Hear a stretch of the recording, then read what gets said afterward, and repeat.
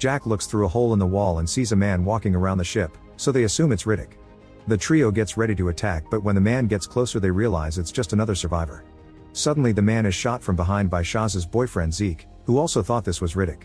Meanwhile the actual Riddick is chilling with a drink nearby. Zeke tries shooting to defend himself and Shaza comes over when she hears the gunshots, but it's too late, only Zeke's blood is left. Carolyn asks about the location of Zeke's body, but Riddick just says it's not him the crew has to be scared of. He startles Carolyn when he suddenly stands up, showing his unusual eyes that let him see in the dark but hurt during the daytime. Then he says he's killed people in the past but he didn't kill Zeke, so they need to check the hole again. William thinks Riddick is lying but Carolyn decides to go inside the hole with a rope attached to her body just in case.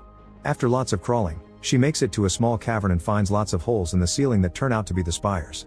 She also hears noises as something moves in the dark and turns around to find Zeke's foot.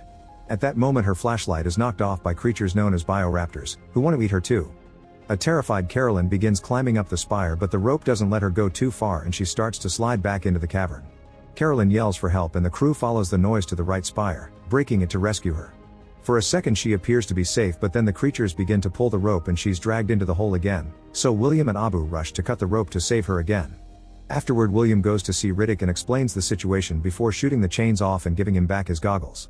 Riddick immediately takes William's gun just to scare him off and agrees to help. Next the crew gathers all their belongings and a power cell from the wrecked ship before returning to the settlement. While the crew activates a moisture machine that provides them with some water, Carolyn works on adapting the ship's old electrical connections so they'll take the modern power cell. A quick look into the ship's systems reveals that it'll need 4 more power cells to launch.